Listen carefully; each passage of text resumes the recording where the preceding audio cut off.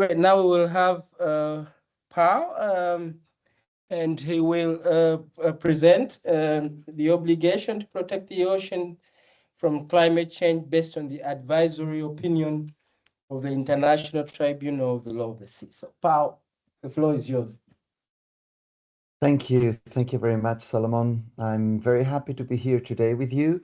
I hope that I won't be overlapping with what Marcos said. I'm sorry I couldn't connect before, but I think we might talk about some similar stuff, but maybe not from the same perspective. So let's hope it's going to be constructive and interesting for everyone. Okay, so let's start with the beginning. Let's start with climate change. When we talk about climate change, there are recent images that may come to our minds. For instance, the fires that happened in Spain last summer, which were the gravest fires, the most important ones and destructive ones in 40 years. Or we might think about this small little village in Switzerland, which disappeared overnight because of shrinking glaciers, which provoked landslides. There are several consequences of climate change that most people have in mind. As I said, fires, also heat waves, which caused in Europe, for instance, in 2003, only 70,000 people dying. And in 2022, more recently, 60,000, or in 2023, 50,000, which are absolutely huge numbers. Climate change also has an impact in the availability of fresh water and the water cycle. This is a striking image from the Amazon in 2023. Those are ferries carrying, in what might be thought ironical, cars for sale and fossil fuels for sale. Well, the level was so down that they got stranded. And in fact, climate change has lots of impacts in terms of all the aspects of sustainable development. It is increasing poverty, food insecurity, it's affecting health, provoking water scarcity, damaging infrastructure, rising inequalities, provoking displacement, the collapse of ecosystems and biodiversity loss, and as a consequence of all the aforementioned conflict. But climate change has to do also with the oceans, which we haven't mentioned. And many, the general public, when they think about the oceans, they might have the picture of the polar bear, which of course is threatened by climate change, but it goes much further than that. For instance, climate change is causing steadily a constant increase in the sea level since the end of the 19th century. And the most concerning thing is not only that the ocean is rising, the sea level rise is going on, but the sea level rise is increasing in speed. During the 20th century, it increased in 1 millimeter per year, whereas in the last 20 years, it's now increasing by 4.6 millimeters per year. So it's a problem, but it's an increasingly more problematic feature. And of course, sea level rise comes in part from the thawing of ice, from the loss of land ice, and as the science shows us, well, the mass loss in the Antarctic or in the Arctic is huge, and it's steady and it's continuing. This is also caused by the fact that 90% of all the heat that we receive on Earth from the sun is actually absorbed by the oceans. So the increase in the sea level is caused by two phenomena. It's caused by the ice loss, but at the same time, it's caused by the thermal expansion of the sea, due also to the fact that the sea is warming because it's storing 90% of the excess energy that we receive. At the same time, this causes other problems. For instance, this causes deoxygenation. This reduces the amount of oxygen available on the sea. And at the same time, it causes stratification, meaning that the ocean doesn't move vertically anymore or not as easily as it used to. So this causes even more problems. And at the same time, not only the oceans store 90% of the excess of energy, but they also store almost a quarter of all CO2 that is emitted. So the ocean is a huge storage for both energy and CO2, which are strictly related to climate change. And all this has an impact, for instance, on biodiversity, on the availability of fish stocks, on the life expectancy of species that we take for granted, like Posidonia oceanica. And at the same time, this huge amount of energy that is stored in the oceans is also causing problems in the communities that are living beside the seas, causing huge storms like that, like the one in Valencia in 2024, which caused strong physical damage, but of course it also produces human losses, which are the saddest part of it. And this is not only happening in the Mediterranean or in Spain. This is a picture from Acapulco in 2024, just at the same time or at the same year that the Dana in Valencia was happening. And the increase in the sea level rise also has an impact in those communities. This is a simulation of Alcudia, a village in the northern part of Mallorca, in a moderate scenario of greenhouse gas emissions by the end of the century. And as you can see, all the yellow zones are zones that are going to be underwater.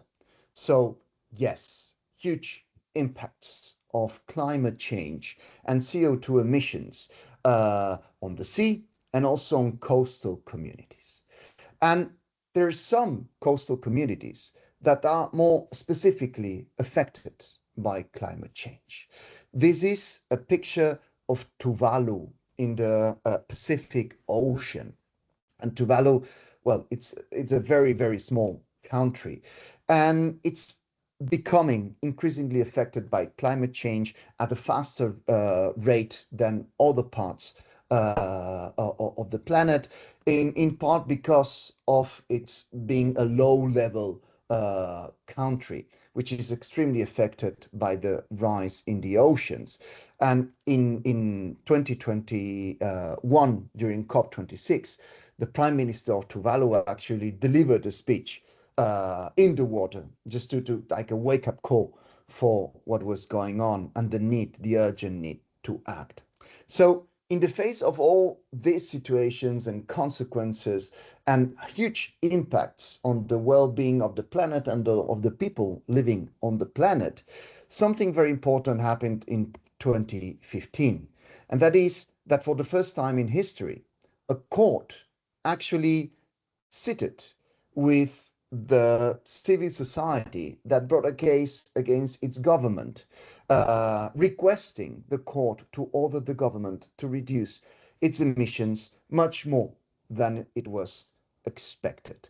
And unexpectedly, the court decided that yes, since climate change was having such huge impacts on the population, on food availability, etc., yes, governments should do something about it.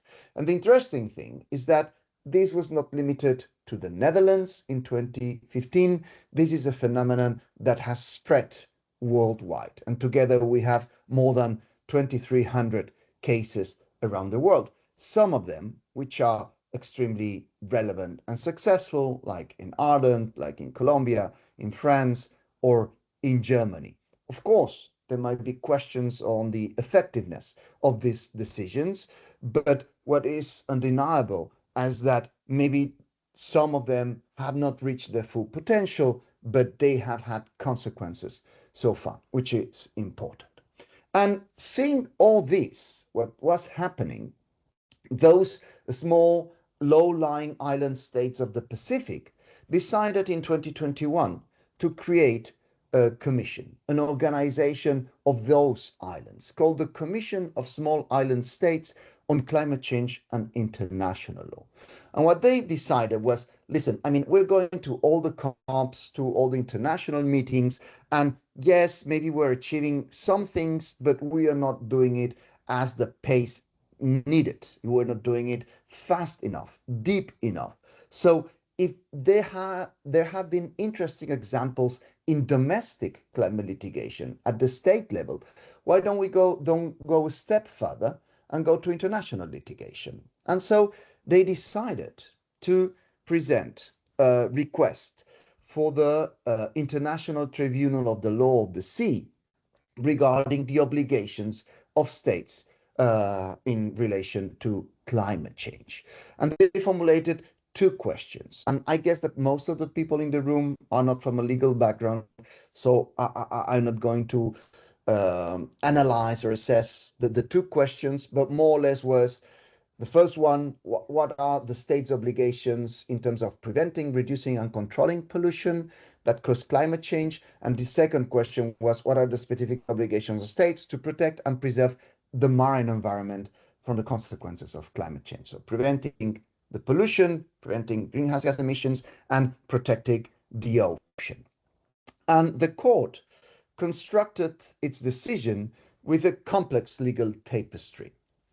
And what is interesting is that this complex legal tapestry mirrors to a big extent the reasoning of the courts at the national level. So the first step is science. Science is key. There will be no climate litigation without science, because science helps to identify that the problem exists, what are the causes of the problem, what are its consequences, what are the possible solutions, and other legalese stuff that I won't deal with this. And the court, when talking about science, refers specifically to the IPCC, to the Intergovernmental Panel on Climate Change, which has reached the level of confidence about climate change to say that it's unequivocal that climate change is happening. It's unequivocal that climate change is man-made, and it's unequivocal that unless we reduce drastically our emissions, we are headed towards a very, very problematic global warming. The IPCC has shown that there is a strict correlation and consequences relationship between the accumulation of greenhouse gases in the atmosphere and the increase in temperature. And this not only on the last 2,000 years, which you have here, but also if we go further back in the last 800,000 years. And if we're talking about CO2 concentrations, we have today a level of CO2 concentrations in the atmosphere that is the highest in at least the last 2 million years. If we know that Homo sapiens appeared about 250,000 years ago, that Homo Neanderthal appeared 350,000 years ago, we realize that 2 million years ago is really a long stretch. We are creating a planet that we have never lived in. We are creating conditions that are not the conditions that have helped us thrive. And the problem with climate change is that we need to update constantly our charts and presentations, because we are no longer here today. Today we are here. We are more or less around 1.3 degrees Celsius above what the temperature was before the industrial era. And the IPCC says very clearly, and the International Tribunal of the Law of the Seas hear this, that we really should not go beyond a warming of 1.5. So what are the legal threats then that the court uses? First of all, UNCLOS, the United Nations Convention on the Law of the Sea. And I'm not going to go through everything, but mostly three articles. The general obligation of Article 192 states have the obligation to protect and preserve the marine environment. Full stop. This is the main obligation, and it then is derived several other more precise obligations from that one. Article 194.1 states shall take individually or jointly all measures consistent that are necessary to prevent, reduce, and control pollution of the marine environment.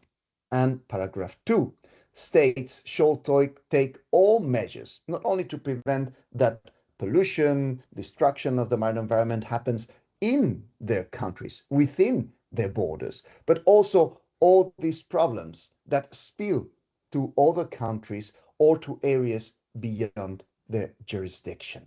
So very important UNCLOS. Then the second legal threat is international climate change regime. And here the court refers to the UNFCCC, to Kyoto, and more specifically to the Paris Agreement of 2015. Another legal threat are environmental law principles. And this is very important because those principles, although they appear sometimes in international conventions and instruments, the fact that a court actually identifies those principles are mandatory. This is a great step forward. And what kind of environmental law principles? Well, prevention, precaution, sustainable development, equity, intergenerational equity, and environmental impact assessments. And last of all, human rights. So we have seen the consequences of climate change, and the fact that climate change is going to have an impact on the right to life, to health, to private and family life, to food, to water, to culture, to property, and to self-determination. Think about these low-lying countries that we mentioned in the Pacific, has a bearing on the obligations of states. So, to conclude, the decision of the International Tribunal of the Law of the Sea basically identified some set of obligations. There's a long list. I won't do all the list, but just to be clear.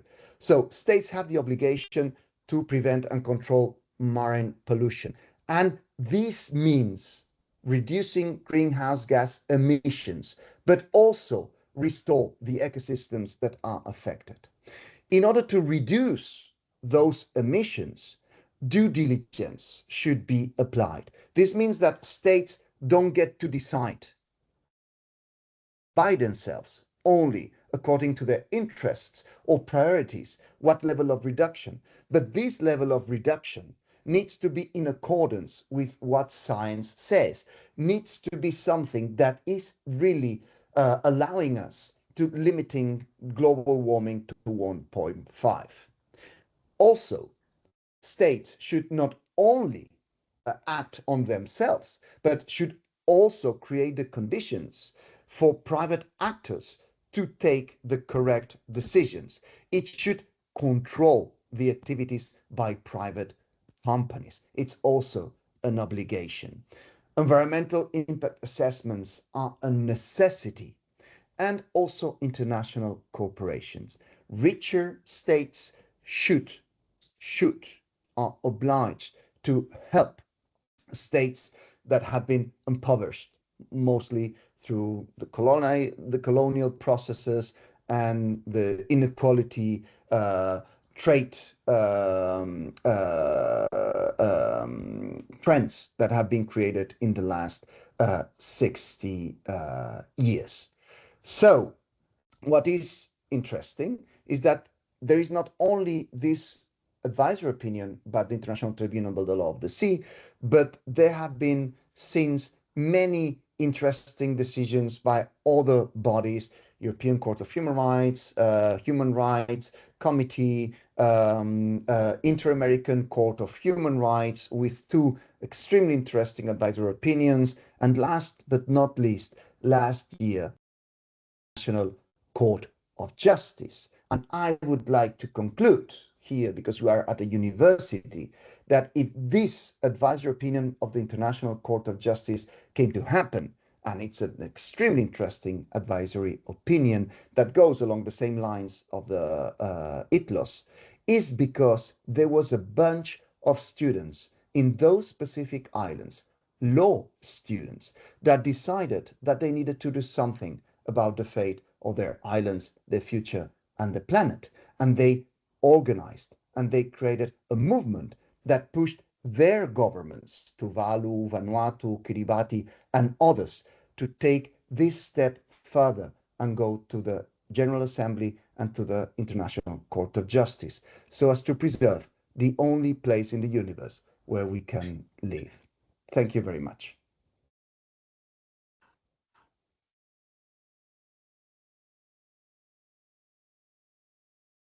Thank you very much, Pau. We will have some questions, and anyone wants to begin?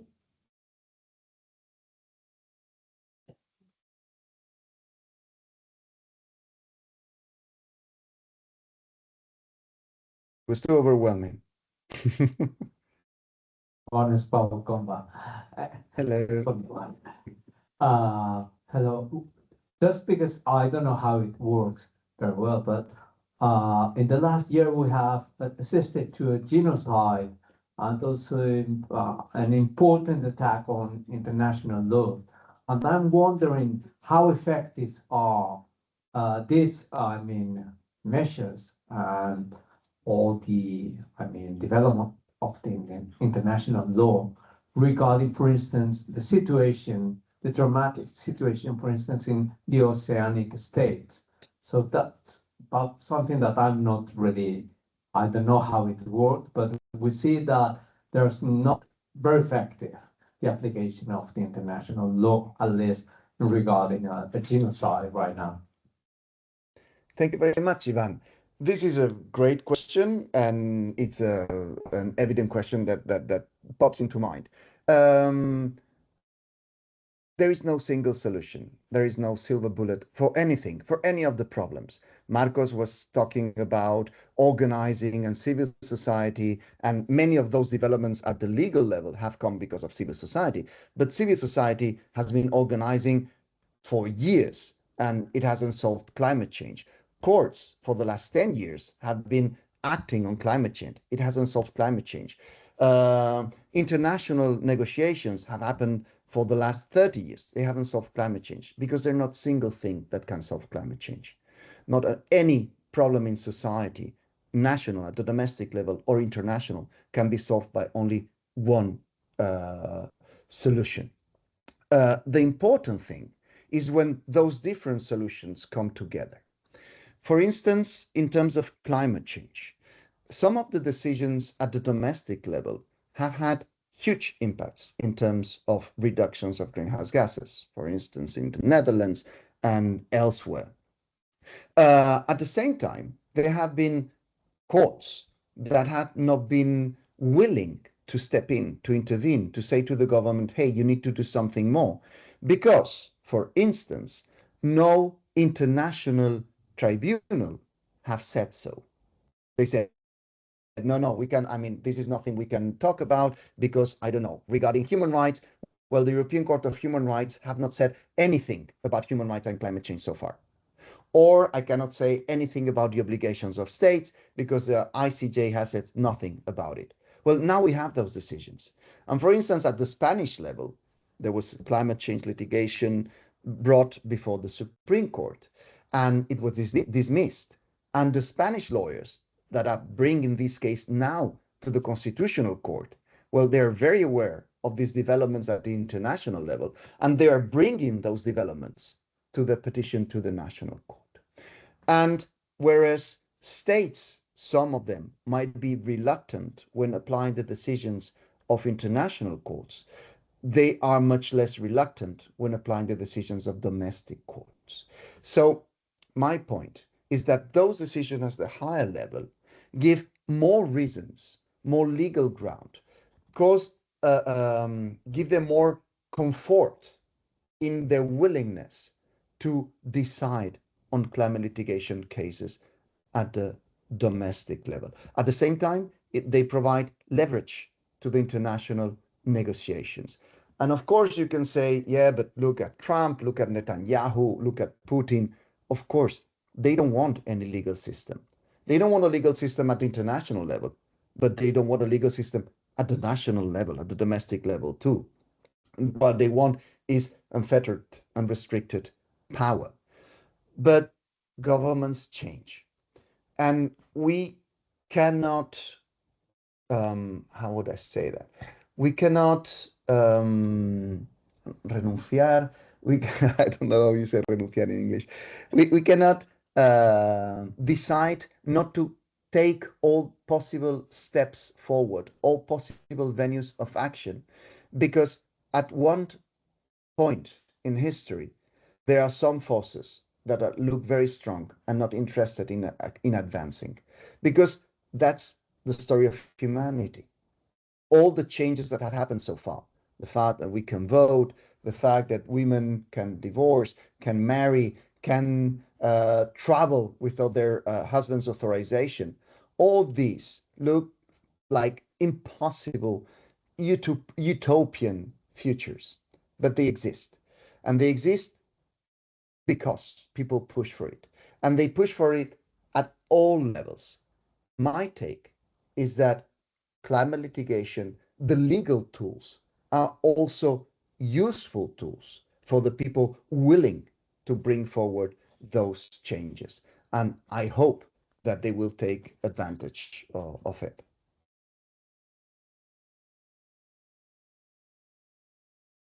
Thank you very much, Pau. We will take one more question and then we go into the last thing. Hello, Pau, and thank you for your intervention. It was very interesting. Maybe it's a very nice question because I'm not a lawyer, but regarding that, those provisions that you said that states should prevent marine pollution and climate, and with that, climate change and CO2 emissions. I'm wondering, for example, in the case of Spain in particular, like, could you use these provisions, for example, to denounce the Spanish government for the expansion of like almost every touristic airport in Spain, like Madrid, Barcelona, Malaga, Mallorca? Like, could you use these provisions, for example, to denounce the government for these expansions, which in these terms would be illegal because they only would emit more CO2? Thank you very much for the question, which is also, as the other one, a very good one. There are several types of litigation, but when we talk about this kind of climate litigation, there might be two. There are the cases brought against specific projects and the cases brought against broader policies. For instance, the Spanish government has set a reduction in greenhouse gas emissions for 2030 that moves around between 22 and 30% of CO2.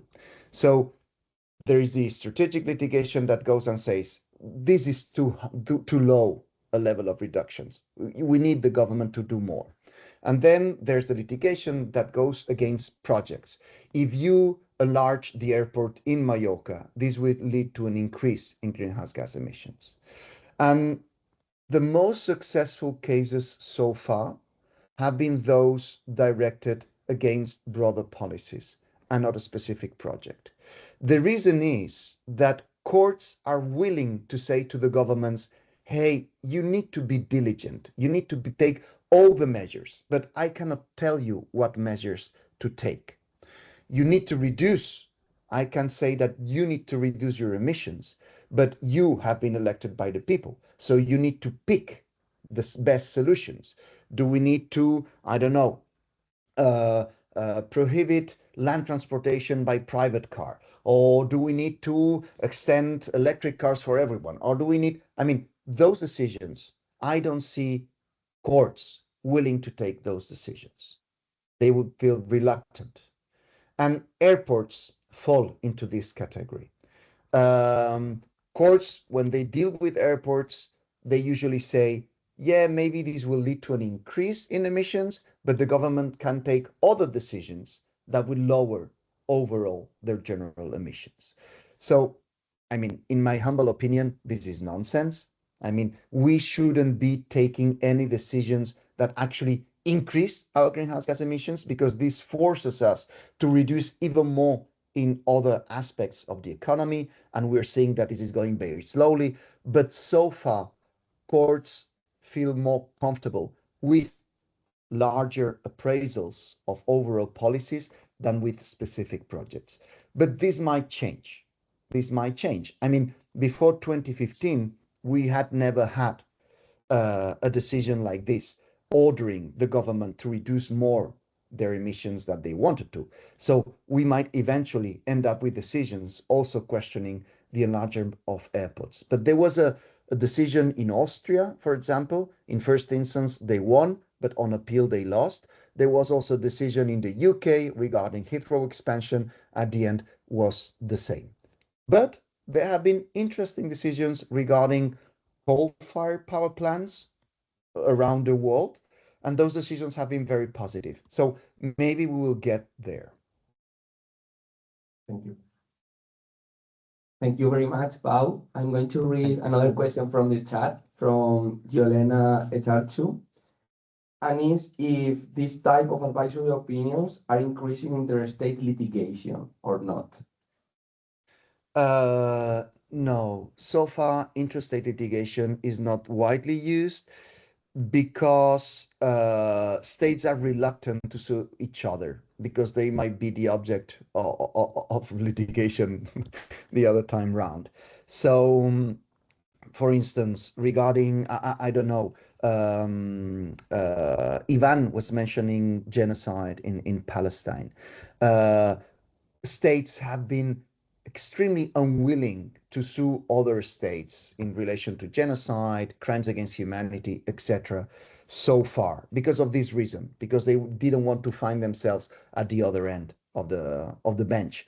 But this is changing. Why? Because the situation is so bad. And this is why South Africa, for instance, brought a case against Israel before the ICJ, which has not been decided yet. So yes, now that we have the advisory opinion by the ICJ, by the ITLOS, that we have rulings by regional human rights courts, another one from the African human rights courts is coming, we might find those countries, specifically low-lying countries, suing big polluters. I think this is a foreseeable evolution, yes. Great. Thank you very much, Pau. Before you leave, since you're here, you will be part of this exercise. It's going to be a very speedy way of answering questions from to our speakers. You have exactly 30 seconds. It's 30 random seconds. questions, exactly 30 seconds. Given the urgency of the environmental problems we are facing, of the pressures we are having, that's the urgency. Exactly 30 seconds, we are choosing a random question from the audience, and whatever, after 30 seconds, I'll just read another question and I will give it to another speaker. Okay? Okay, yeah. Okay, the first question, what can be done? Go. Just organize at every level. This is the most important thing. Organize, talk, try to make things change, and try to present those changes as something that is going to improve the well-being of people. Do not talk about climate change, pollution, etc., as something that is going to affect their well-being and that all the measures are sacrifices to be made by societies. No, all the measures directed to counter climate change and the biodiversity loss are measures directed to our own benefit. It's going to improve our well-being. We need to speak positively about the changes to be made. Perfect. Thank you very much, Pau. And some questions are really long, but we will just go. And I'm looking at our speakers here. I will randomly choose who will be answering. The next question is, is it time to reconsider UNCLOS? And I'm going to give it to Kate. Is it time to reconsider UNCLOS? Yeah, I think it would be great to update some of the measures. UNCLOS has some very outdated verbiage and many things it doesn't address. However, considering it took decades to negotiate it,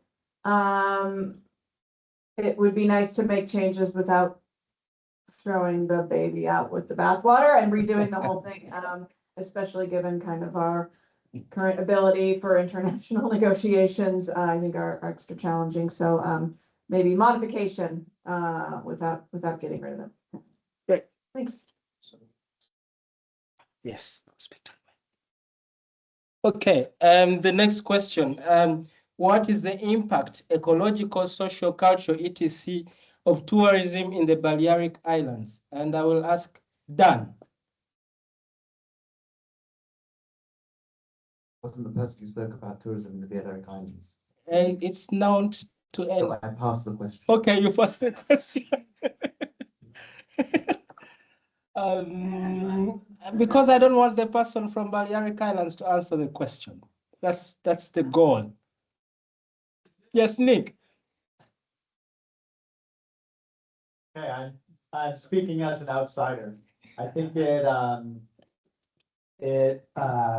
deepens like a insider outside feeling of insider outsider separation kind of. Right. No wrong answers. No whatever. And I think I still have 20 seconds left. Go ahead. And I think that feeling, the feeling of insider culture can be a source of power. Okay. How we transform new narratives discussed in this conference into action. Ivan, go. I would transform these narratives into action. So we need a lot of imagination and we have to rebuild desire, basically. And this is through what Pau said, which is social organization, staying particularly out of this ivory tower, which is the university and all these places. So I think it's one of the solutions is to get out, go to streets, meet people and organize and make changes effective. Okay. Why we protect nature? For our human necessity, anthropocentric view, or for nature interest itself, ecocentric view? Nick, go. No, Nick. Yeah. Why? I read it again. Why we protect nature? For our human necessity, anthropocentric view, or for nature interest itself, ecocentric view? Well, ultimately, all of them. It's the, as some speakers have pointed out, it's the planet and maintaining the equilibrium of the planet that sustains all life. There are different interests represented by those different analytical frameworks, and that takes us back to the politics of how we move on. But the reason why is because otherwise we have a dying planet. Okay. Okay. How can we identify and quantify? You have to be ready because I will just call out one randomly here. How can we identify and quantify crime against nature's rights without using an anthropogenic lens and scientific arguments that rely on exploitative ecosystem services? Ife, go.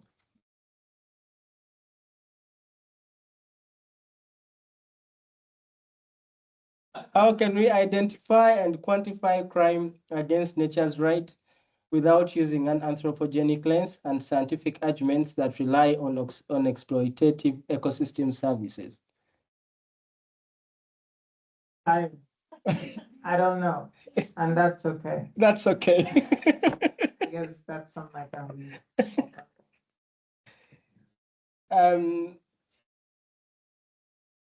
Oh God, some handwriting. Similar to, I will read one.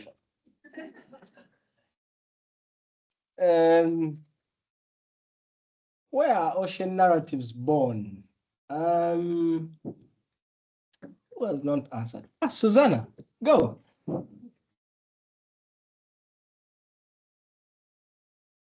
Well, there's a part of great colonialism legacy, and this narrative has been reproduced over the time and expanded from the Western perspective. We are learning to use this epistemologic extractivism as using knowledge from others to improve our lives and to reconsider our lives without considering which is the recognition of justice and to deconstruct narratives. I don't know if the right answer, but it's part of the colonial legacy and the reproduction of this colonial perspective in different ways of Western way of life. Thank you. Can the logistics industry be compared to the tourism industry? Helena.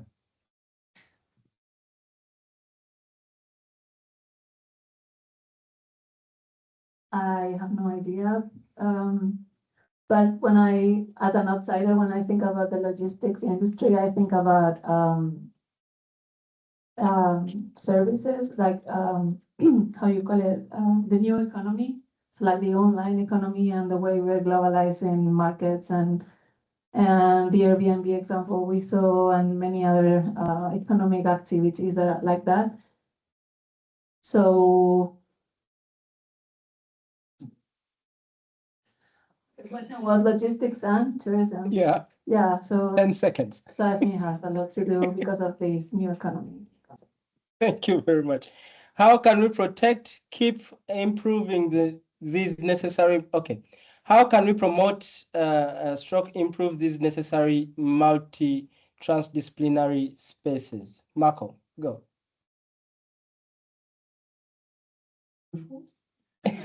How can we promote, stroke keep improving these necessary multi-transdisciplinary spaces?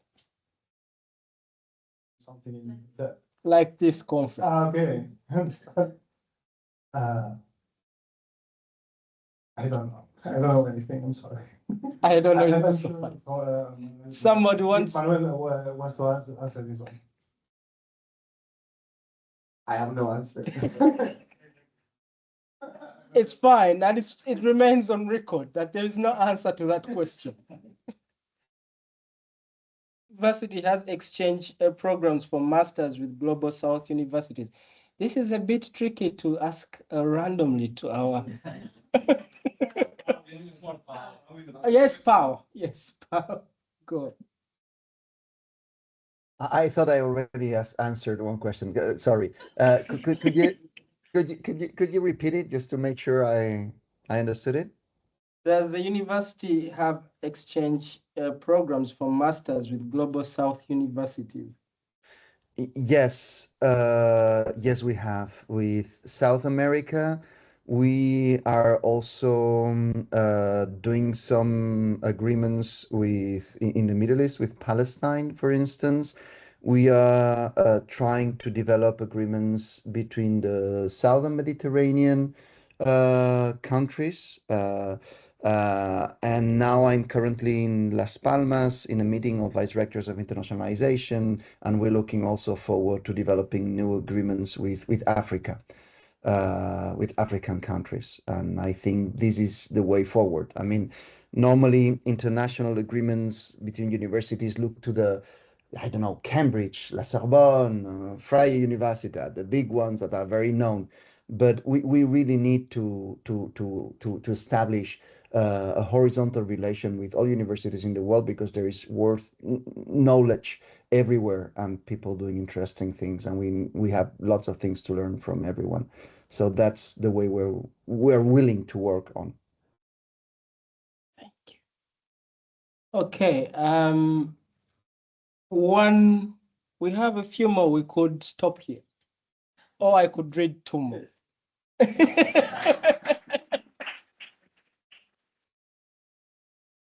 But do we get a prize if we answer the question correctly?